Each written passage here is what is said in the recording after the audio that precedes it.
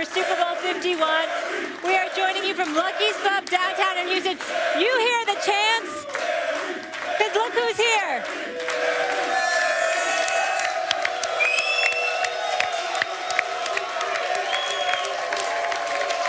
It is such a pleasure to have you. They say arguably the greatest running back of all time. I say the best running back of all time, in my humble opinion. Barry Sanders, a Hall of Famer here with Pepsi. Thank you so much for being with us, sir. Honor to be here. Thanks for having me. I just wanted to ask, I mean, how is it for you after all of these years? I mean, because you obviously were incredibly humble, very, very low-key, but everywhere you go, years upon years after you've retired, people talk about your greatness, how great you were as a running back. A lot of people consider you the greatest in history. What does that mean to you? Well, did you guys import some Lions fans? Nope. Are these Lions fans, or must be some Lions fans around here? No, it feels great because, you know, I'm a lifelong fan of the game and a lifelong fan of running backs. And I was inspired as a kid watching, you know, certain guys play the game at a high level. Right. And so for me, it's amazing to have that same sort of effect on fans, that they still remember my career and remember with admiration. And so it's a great privilege for me. We do. And Barry, I want to talk about the running game right now, because it seems like for the last few years, running backs weren't really getting the love. Whether it was in the drafts, it became this pass-happy league, and I feel like now we're seeing a resurrection again, especially with this Atlanta offense. Who do you think is the best running back in the NFL as we speak? Well, I mean, you'd have to say Elliott certainly put his stamp. Oh, Stephen A. is going to be rolling over right now. That surprises me. That's surprising. Well, I'm saying, you know, Elliott put his stamp on the game. You look at Bell at Pittsburgh, you know, and obviously Peterson was injured, but I think David Johnson. You know, Johnson, but you know, so I think there's still some very solid runners in the game. You know why the answer of Zeke, who's great, surprised me from you? We had Dan Marino yesterday. There are some guys who, when you strip it all away, the offensive line, the team they're on, the coach, the scheming, receiver, everything else, you say, just who's the best you've seen with your own eyeballs? Forget about Super Bowls and everything. It's a team sport. A lot of people still say Dan Marino, and I think most people say Barry Sanders. So to hear you talk about another Dallas running back, because you were contemporaries with Emmitt Smith, who benefited from that Dallas O-line, is surprising to me. I thought you would go with someone who didn't have that kind of O-line. Well, I don't think having a great offensive line takes away from his greatness. You know, and being a rookie, and you see what he did when he had the ball in his hands.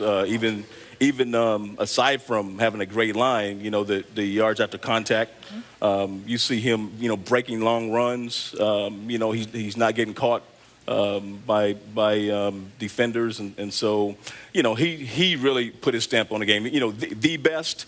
He certainly deserves to be in that conversation. I don't feel like talking about the Cowboys. I really don't. Yeah, I mean, in all seriousness, such a hater. We'll see what they do now that everybody sees them coming. But here's the deal. Looking at this Super Bowl, how important is the running game going to be to deciding who's going to win this game? We imagine that it's going to be pivotal because of Devontae Freeman and Tevin Coleman in Atlanta. What are your thoughts about what role the running game is going to play in deciding this Super Bowl champion? My opinion is it'll be different for each team. You look at what Blunt did sort of in carrying the Patriots the first part of the season while Brady was out. And even he's had some solid games even since then, obviously. And Freeman, who can hurt you in the running game, but also as a receiver.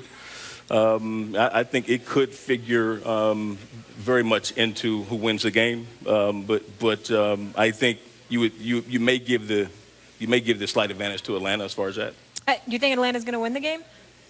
If I had to choose one, I'm going with the Birds. How come?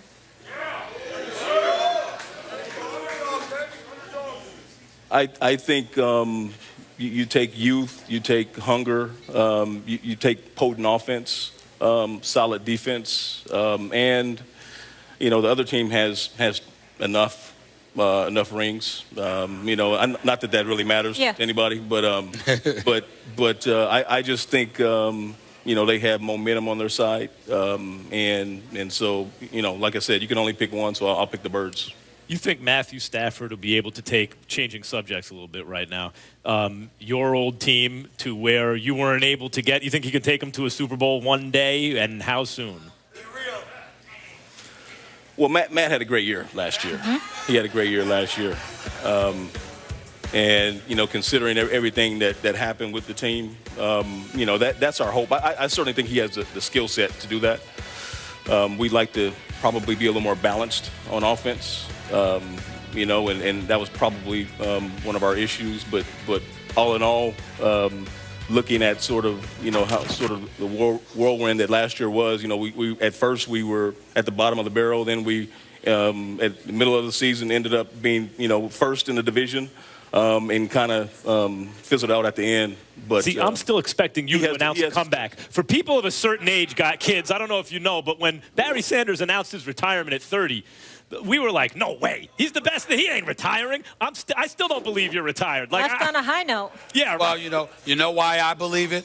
Because Calvin Johnson just retired, too, prior to last season. So I've wondered, even though you retired and you stuck to it and never came back, did you find yourself last year wishing and wondering, hoping that somebody would go to Calvin Johnson and convince him to come back?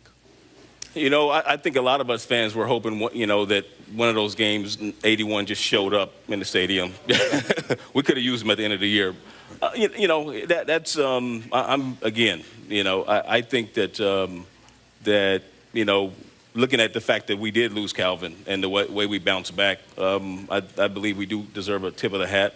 That's not going to mean much going forward. We're going to have to beat the Packers. You know, we know that. You know, that's and obviously looking at how the Vikings played last year as well. You know, first part of the season, not the second. Yeah, that's true. That's right. Yeah, that's true. But we have our work cut out for us. And Calvin's gone. You know, number 20. I haven't been there for almost 20 years. Right. And so, but I think Coach Caldwell he'll figure it out. Well, look at it this way: you don't got to worry about 2 teams in the division, not 3. As long as Jay Cutler's in Chicago, you have nothing to worry about. gratuitous. Certainly a tough division, though. It's the Hall of Famer Barry Sanders here with Pepsi. Give it up for him. Thank you so much here for being with us. We so appreciate you.